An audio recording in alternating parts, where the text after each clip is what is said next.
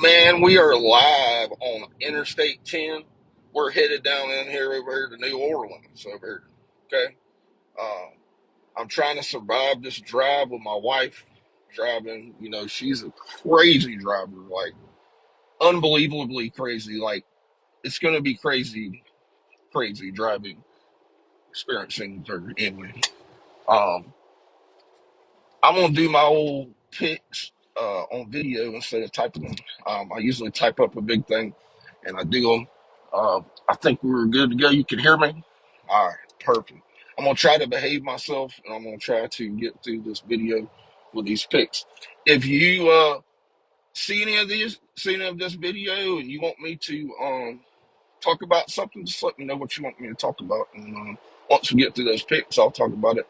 I got all kind of things to say about the college football world right now, the NIL situation, conference realignment. Um, but we'll save that for another day. Um, it's college football, baby. We're gonna make some picks. You know, I got some bets going on with a couple of friends of mine. We'll see how it all shakes out. But we are headed to New Orleans to watch the LSU Florida State game tomorrow night in the Superdome. We'll meet my brother and them over there right now, so and his wife. But, so I might have to put my glasses on because I'm getting old. Those of y'all that went to school with me, man, we're old. Um, I turned 40 and I had to get glasses and just all kind of things going on. So um, my brother's on here now. He'll probably comment something in a minute. But so the first game that I looked at, and we're gonna talk about is NC State and East Carolina. I picked the East Carolina game to honor Tim Mills, Mr. Tim Mills, who I used to work with the Florida Department of Corrections. He was a fellow assistant warden when I worked at the prison, and that's his squad. So I always try to make a prediction on East Carolina for him. They're playing North Carolina State today. Uh, you know the Wolfpack. They're in their 9-3 last year, and they got Devin O'Leary as a quarterback, probably one of the best quarterbacks in the ACC. Um, Dave Doran is the head coach, and I'll tell you something. Like Dave Doran, I'm looking for a nice way to put this, but there's really no other way to put it. He's kind of an a-hole. Um, every time we play him, Florida State plays him. As you all know, I'm a huge Florida State fan. So when we play him, I just want to beat him just because of the way he looks and the faces that he gives people, and he just comes across as a real, you know, a-hole. Like I said before, that don't mean he's a bad football coach. So he is a good football coach. Um, he's in his 10th season there at NC State. And he's claiming actually that this is going to be his biggest season yet, like his best team. Um, like I said, I believe it. That Devin Leary kid is unbelievable. He threw for 3,433 yards last season, 35 touchdowns, and only threw five picks. So he don't turn the ball over a lot. That's going to be a tall order for ECU, East Carolina. Um, you know, the East Carolina defense, just a little bit about them. They gave up 395 yards a game last year, 2021, which was good for 79th in the country, um, which isn't stellar, to be honest with you. I just don't think that they're going to be able to control Leary and slow down his passing game he's got going on. Dude's unbelievable, like I said. Um, East Carolina, that last year they were 7-5. They actually qualified for the bowl game. I think it was like the Military Bowl or something. Uh, but their opponent, which you can correct me if I'm wrong, I think I'm right, is Boston College was their opponent, and they backed out of it because of COVID. So they didn't even actually get to play in their bowl game, but they did. Like I said, they did qualify for one. If if the Pirates are going to pull off the upset and Mr. Tim Mills' football team is going to get a victory today, man, their quarterback's going to have like the game of his life.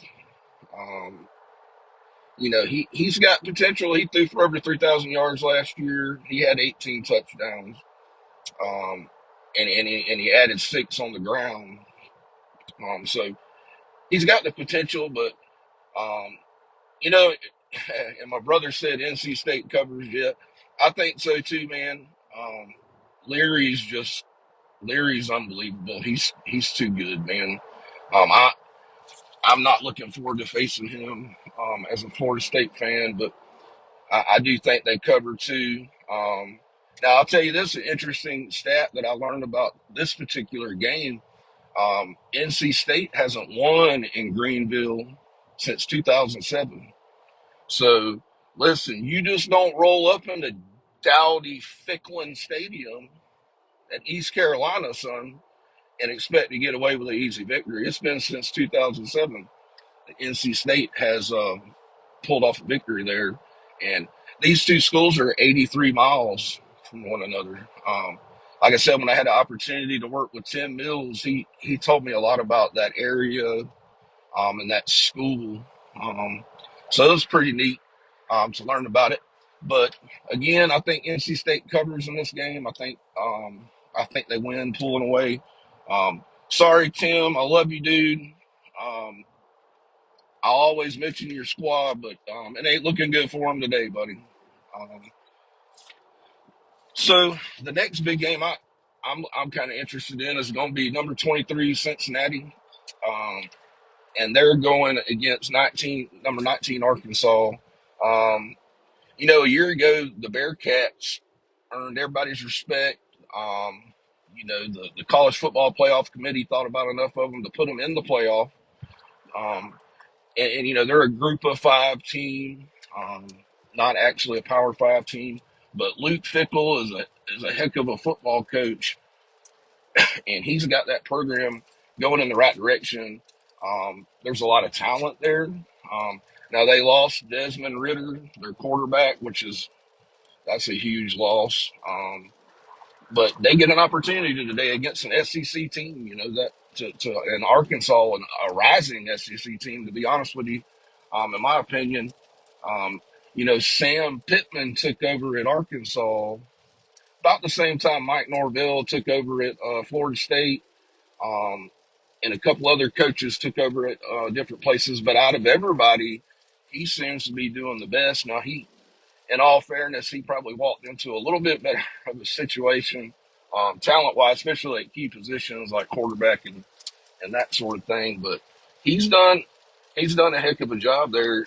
But like I was mentioning before, Luke Fickell has too at Cincinnati. Um, he's going to plug another quarterback in there. Um, you know, he's not really saying who the starting quarterback is. It's supposed to be like a game time announcement. Um, he said he's had a battle at the quarterback position, so it'll be interesting to see who they name as the quarterback. But I'm gonna go ahead and tell you, like, whoever the quarterback is there at Cincinnati, that system that Luke Fickell runs, you're gonna score points. It don't matter. I think my brother could line up at quarterback, and Cincinnati may be able to put up about 28. um, Love you, buddy. I think you can line up under center for Cincinnati and score, 28 to 35 points. Um, so they going to put up points. It's just a matter of they're playing an SEC defense in Arkansas. Now, Arkansas struggled a little bit defensively. I think that Cincinnati is going to be able to score points against them today. But what Arkansas has going for them, they got a quarterback named KJ Jefferson who is very explosive. He's athletic. Um, he's a game changer with the ball in his hands, and I think Cincinnati is going to have a hard time um, spying him and making sure he don't do damage to him um, on the ground as well as through the air. Y'all have to excuse me. We're driving, so my phone is kind of bouncing around and doing some crazy things. Um, so if I lose you, I'll straighten it up a little bit there. But we were talking about KJ Jefferson. Anyway, his contribution to the run game, combined with the physicality of Arkansas, I think it's going to be a very great game, and I think it's going to be a physical game. Um, you know, I was going to go with Cincinnati in this game. Something's telling me that Arkansas. Whoa, pig suey, son, pig suey. You hear me? I'm going with the pig suey over Cincinnati. And even though Arkansas is ranked higher than Cincinnati, in my I feel like it's an upset. Um, and pig suey all day long. I know a couple of Arkansas fans that'll be happy to hear that. But what do y'all think? You just comment in the video. I know it's live right now, so a lot of people probably won't see it until it's been posted. But comment what you think about that game. That was a game I went back and forth on too. But I'm going to go with the Razorbacks in that one. Um, now, let's talk about this game. This game, me and my brother have been talking about this game all week. I got a really good friend of mine, two good friends of mine actually. Gary Gary Swanson. He's a huge Florida fan. We're gonna talk about the Florida Utah game. Um, Gator fans out there, especially the diehard Gator fans. Of course, me and Gary go back and forth with each other on Facebook. We just try to get each other pumped up for the season to start. But they are in a situation where they're like what their fourth or fifth coach in the past 7 seasons. Um, you know what's good about that, and I'm going to talk a little good about Florida, and then I'm going to tell you the bad. But what's good about Florida and that in their athletic department, if a coach starts going in the wrong direction, by God, they're going to make a change. Dan Mullen was a good offensive mind football coach. I mean, there's no denying that. But as a CEO and a leader of a program, he just wasn't. He just wasn't firing on all cylinders. He was kind of an awkward dude. Um, I couldn't picture him coming to my living room and having a conversation with me. If like I had a son who was a 5-star recruit, he would just come off as like really weird.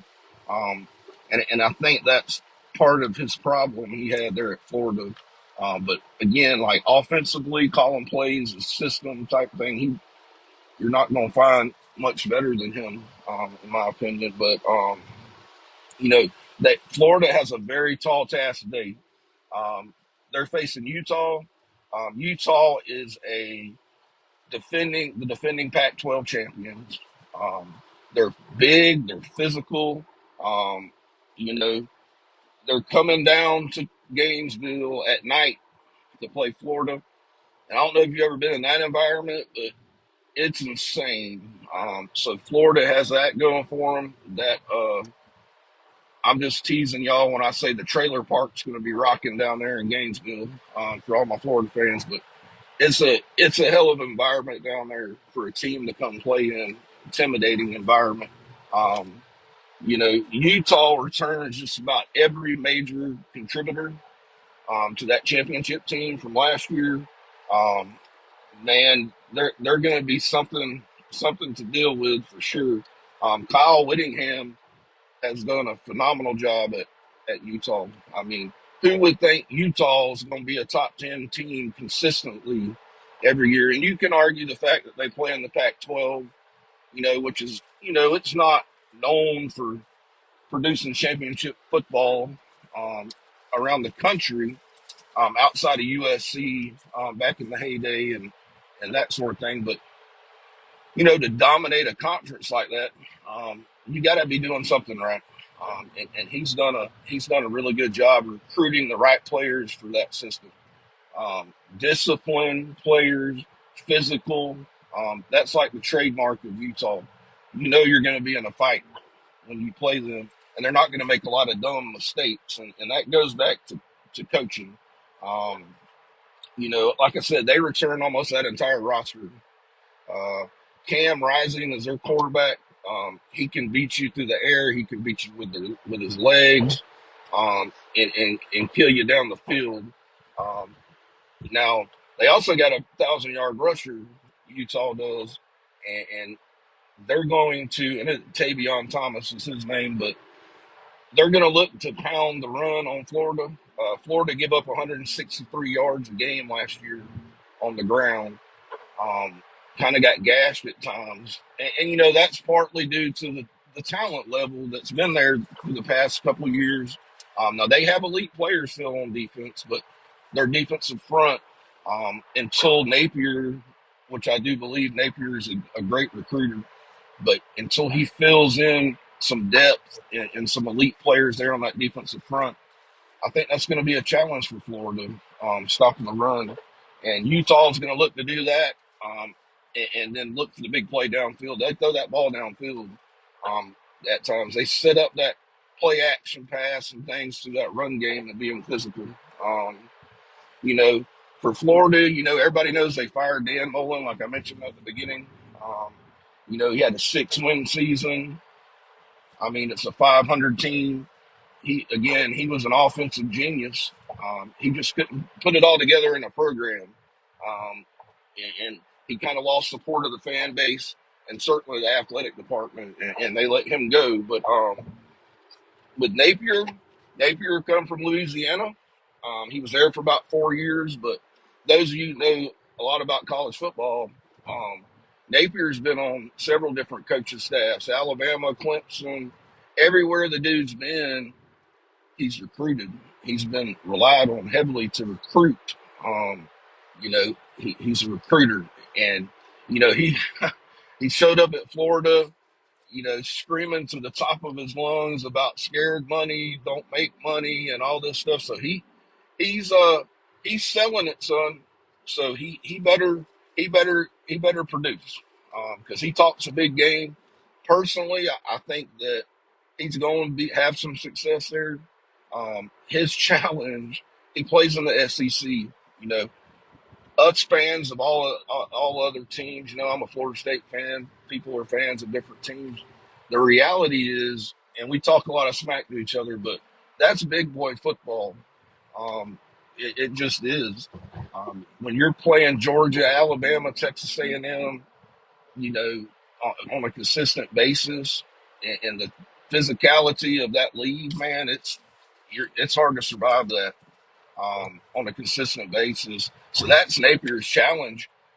Is he going to get that program to the level where they can compete, year after year with Georgia, and not worry about if they're going to beat Kentucky next weekend, um, or struggle with other teams that traditionally they don't. Um, Now there's a lot of parity going on in college football compared to what it used to be, but he's got a challenge there with playing in the SEC for sure. Um, you know, Anthony Richardson.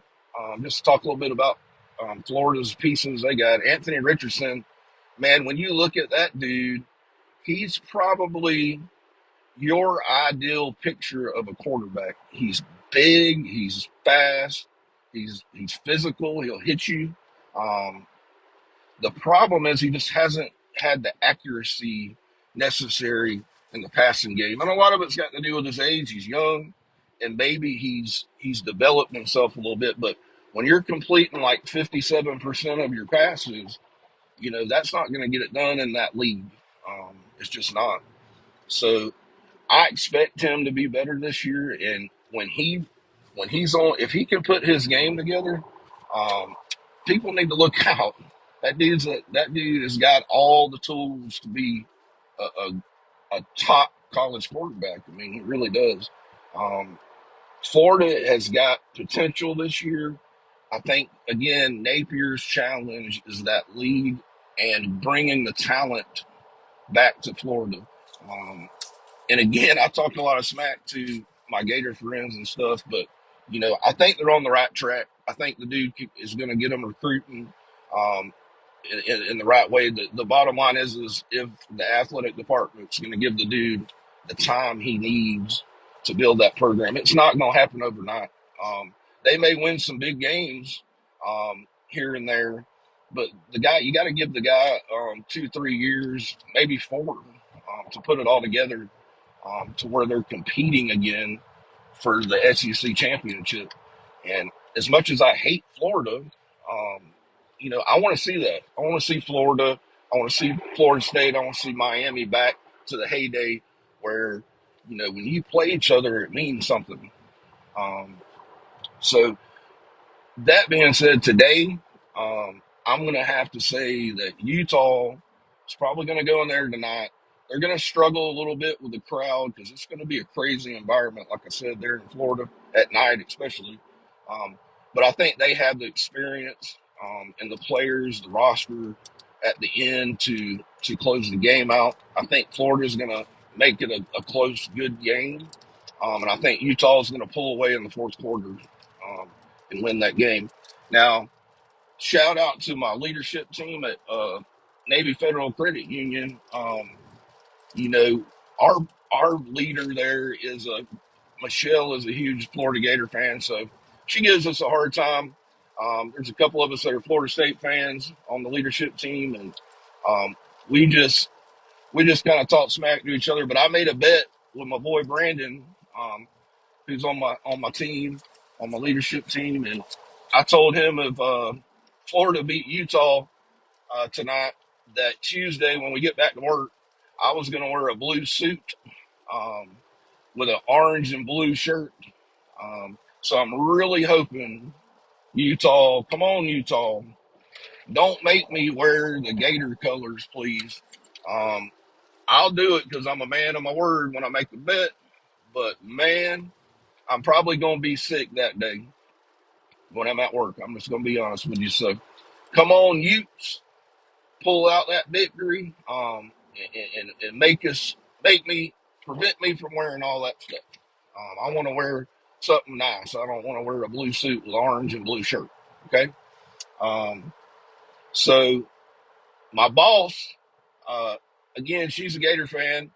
Just kind of getting sidetracked here a little bit with y'all, but funny thing about that, you know, she lets us name our leadership team that we have together, and we named it the Tribe.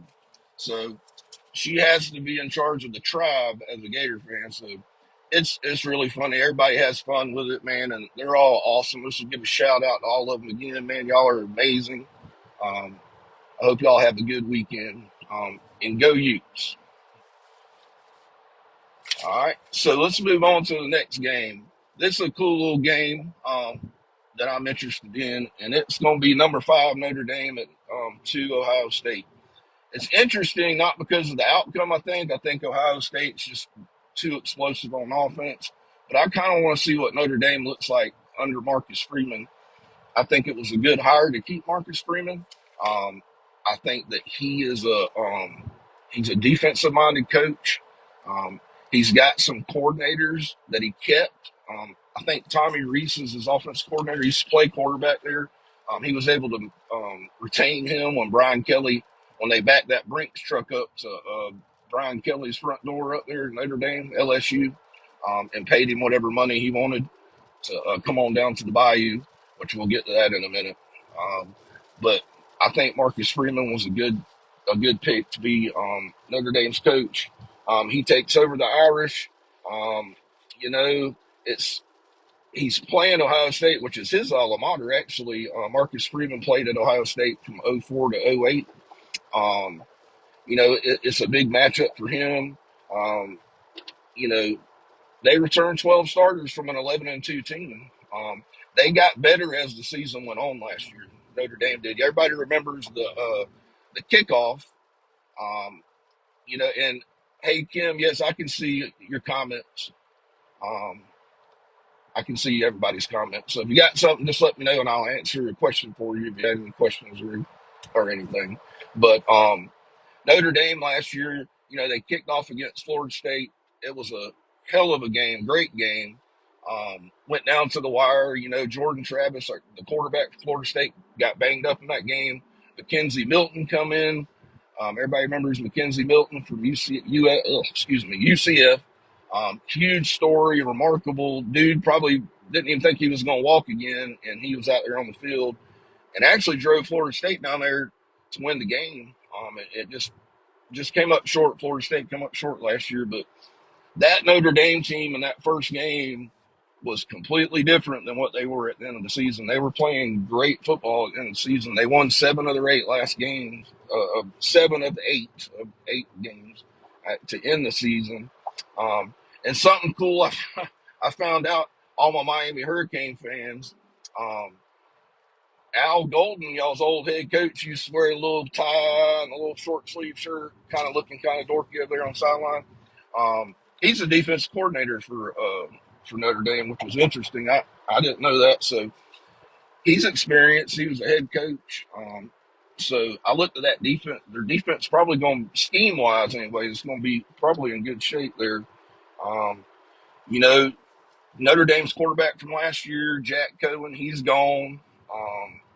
You got a kid named Tyler Buckner, I think his last name is. He's taken over at quarterback. He played in 10 games last year. He was a backup, so his numbers are not phenomenal. He threw for like 298 and 3 touchdowns in the limited action that he did see. But one thing Notre Dame's got going for them, they got probably one of the top 10 offensive lines in the country coming back. So that's something you can build on, man. When you got a good offensive line, that foundation, you can do some things through the season as you progress. Now, the bad part about this for Notre Dame, they're playing Ohio State, which I think, in my personal opinion, probably the best offense in the country. If not, it's probably the top 3 offenses in the country. C.J. Stroud, the quarterback's coming back. They lost a little bit to the NFL draft. 2 receivers, actually. One of them plays for the Saints. I can't remember where the other kid went, but they're just plugging in 5 stars right behind them. I mean, Ohio State's been recruiting on an elite level for years now, so they plug and play the next person. I mean, that's just the bottom line. Ryan Day can recruit, and he does it every year. And he's also an offensive guy, and his system is very impressive. I think that last year they averaged 45.7 points per game, which is insane. Um, got the court, like I said, the quarterback coming back, most of the offensive lines coming back. C.J. Stroud's going to be a Heisman front runner. Um, this game on paper, when you look at these 2 teams, um, it's an interesting matchup. But like I said, I think Ohio State's probably going to win this game comfortably going away. Um, but again, I'm interested to see, you know, Coach Freeman at Notre Dame. I think it was a good hire again, and I'm excited to see that game. We'll be watching that one here in a little bit. So the last game we're going to talk about, of course, is Sunday night. It's the reason why we're here in New Orleans. Ain't that right, darling? We're here in New Orleans. We here yet? Okay. I think we're getting close. So we're going to do some partaking and probably a couple of adult beverages tonight. We'll try to behave ourselves down here on Bourbon Street. Um, you know, they're calling this game a neutral site game, which is ridiculous. Everybody knows LSU, Baton Rouge is right down the road. They're probably going to, the crowd's probably going to be about 60-40 in favor of LSU. Florida State fans travel pretty good for big games like this, but man, um, I'm nervous. I ain't gonna lie to you. I try to be, when I talk about college football, I'm very unbiased in my opinion. I call it like it is. I don't care if it's my team, your team, anybody's team. But man, I'm nervous. I ain't gonna lie to you. I'm very nervous about this game. Um, Mike Norvell, for those of you who don't follow Florida State like closely, Mike Norvell's done a lot of big things since he's been at Florida State. It's not it's not in the win-loss record yet. It's not, obviously, and at the end of the day, you got to win. I mean, you got to win. But Mike Norvell took over a disaster, okay, from Willie Taggart, which was probably one of the worst hires in the history of college football. Um, you know, and in Willie's defense, Willie walked into a bad situation too, but I think just overall it made it worse, and Norvell took over a complete disaster. Um, you know, he has built things behind the scene. He's hired off the field coaches. He's fixed our processes with recruiting. Like he's done a whole lot. He's a hell of a CEO. Um, but it's yet to be determined if the dude can produce results on the field. I mean, I'm a huge fan, but I'm also realistic about it. This is his season. He has got to. He's got, in my opinion, we've got Florida State's got to win 8 games. That's the number I'm looking for. Can that happen? I don't know. Um, Jordan Travis comes back. I've never been a huge fan of Jordan Travis. Um, I think the other night, of course, we played, Jay High School. Um, Opening weekend, week 0, but they did. Florida State did what they were supposed to do. They could have scored 70, 80 points on them if they wanted to, but they got to play a lot of young players. They got to see a lot of different combinations on the offensive line. It was just a good opportunity to get people in the game, to see what we had, Jordan Travis in that game. Hey, Andrew, what's up, buddy? Um, so like Andrew, he just commented, Jordan Travis was pretty sharp in that game, and he really was. He was comfortable. He was relaxed. I've never seen him be that confident, and I think it has a lot to do with him knowing that he's our quarterback. He's been named the quarterback. It's his team. He made a lot of good deep throws down the field. He went through his progressions well. And we ran for 400 yards. We had 3 100-yard rushers, which has never been done at Florida State. Again, it's a high school team. And when Gary Swanson sees this, he'll remind me of that, of course. But I was impressed with Jordan Travis in that game. Today's going to be a different story. It's going to be a huge challenge. This neutral site game that we got. A lot of people are looking forward to the Louisville game next week for Florida State because it's conference play. But I think this is a huge game um, for Mike Norvell.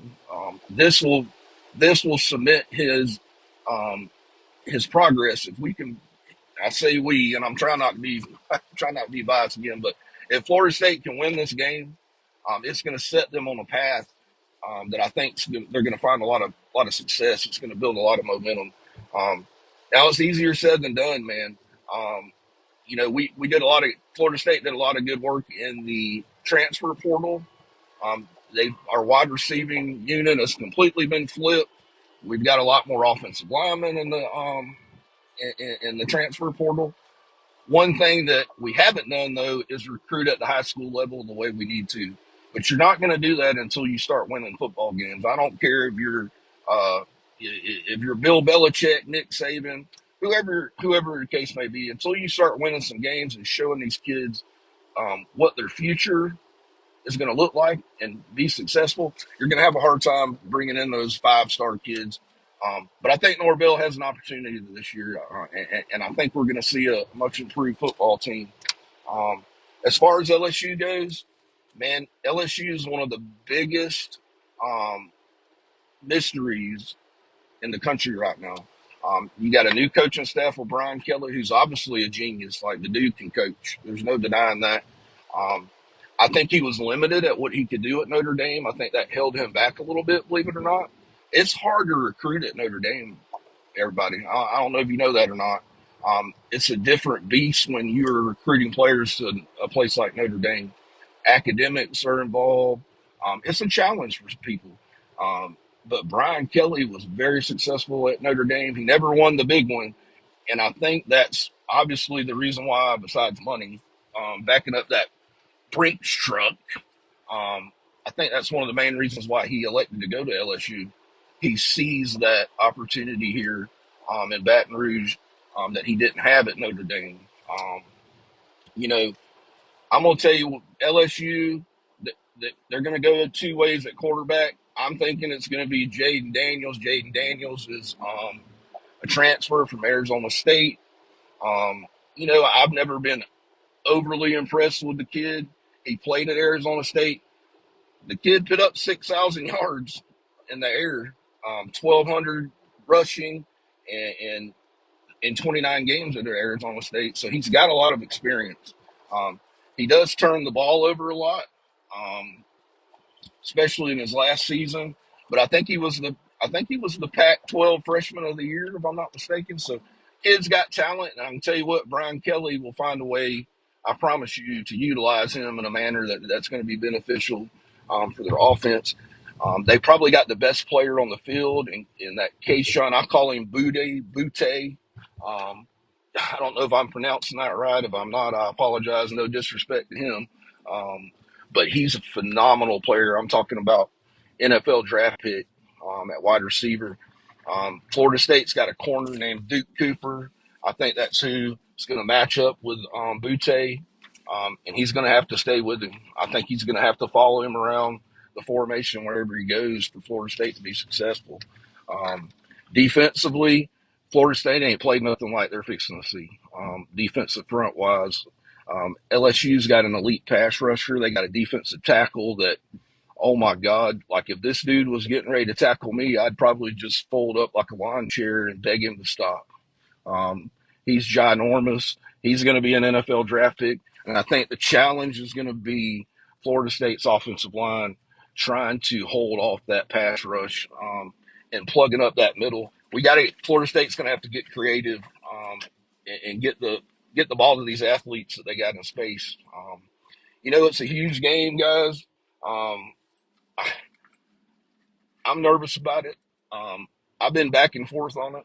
Um, my my head tells me that Florida State's a much improved football team, and we're going to win this game because of experience. Norvell's system's been in place for this is his third season. He's got more talent, but man, I think I'm going to go out. I'm going to tell you, I think it's going to be about a 27-24 type game. And whoever can get the rushing game going and maintain that through the fourth quarter and get physical and dominate the line of scrimmage, that's who's going to win. And unfortunately, I think that LSU has just got too much on the defensive front. Um, I think it's going to be a close game, but I'm picking LSU to win 27-24. I think it's still going to give us a lot of momentum going into Louisville with Florida State next weekend. Um, I hope I'm wrong, but again, I'm not going to be biased just because it's my team. I'm never going to be like that. So it's going to be a good game. Y'all tune in. You might be able to see us on the television up in the Superdome. We're actually in New Orleans now. I think we're looking for my brother and his wife where they're at. So everybody tune into that game. I see somebody ask on here what I thought about Alabama. I mean, Alabama is my pick probably to win the national championship this year. I think Nick Saban's pissed off. Him and Jimbo been back and forth with one another. Um, I think this is going to be a year where Nick Saban, man, we see him, put it together again. There's just too much talent on that team. Georgia's lost a lot on their side of the ball, or excuse me, on the defensive side of the ball. They still got talent now. Don't get me wrong, but I think they have 3 starters returning. I think Alabama's just going to be too much in the end, and I think they gonna end up pulling it out again. But those are kind of my predictions for this week's game. Like I said, comment in there in the comments and let me know what you think about the games. I'm gonna be doing a lot more of these videos. Um, Me and my buddy Andrew Parrott, he's commenting on here too. One of my good friends. If you need real estate, if you're looking for a house or you're trying to sell your house, man, get with Andrew Parrott. Him and his outfit, man, they're good people, and they'll get you what you need as far as you're looking for a home or trying to sell yours, man. That's something else I like doing on these videos. Support my friends and family and the community there, different businesses. Look up Jeremy Henley's commenting on here. One of my good, probably one of the best workers ever worked for me, and a good friend of mine. Um, he's doing some good things on these videos, encouraging people, getting out there in the community and highlighting businesses and different things. So I kind of want to do my part with that too with these, and man, I'm excited for college football. It's my favorite time of the year, my favorite sport. Um, I'll probably do some more videos on the NIL situation, which I got a lot to say about that.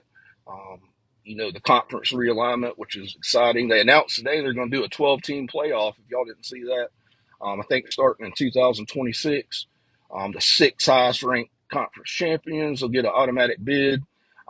I think the four top ranked teams will get a bye, um, something like that. Well, but I'll do a video on that, talking about that as well. But man, um, I hope everybody has a safe weekend. I love you guys.